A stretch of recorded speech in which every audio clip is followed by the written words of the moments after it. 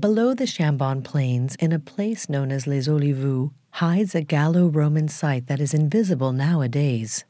This archaeological site was first discovered in the 18th century. At the time, it was believed to be a Gallo-Roman villa rustica, a rich agricultural estate with numerous other buildings. Recent research by Inrap, the French National Institute for Preventive Archaeological Research, identified a much more significant grouping. In reality, it was a secondary Gallo-Roman settlement.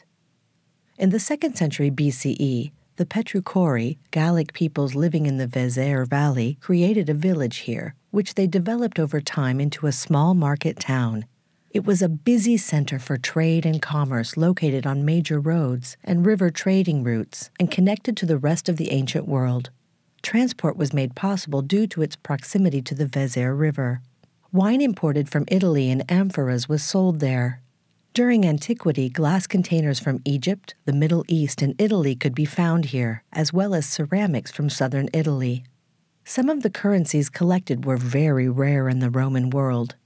Among the objects unearthed was the head of a statue with a forehead adorned with 3 horns, likened to the Roman god Bacchus. The settlement was organized in a very logical manner around streets with a rectangular design that marked out blocks and formed a regular pattern. Archaeologists pinpointed the position of a possible marketplace, close to what was likely the artisan neighborhood.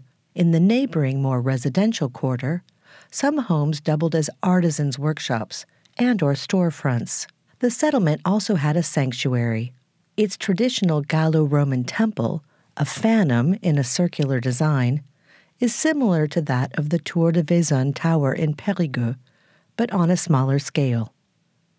A second, smaller temple sits alongside the sanctuary. Another area could have been thermal baths, but this is still to be determined.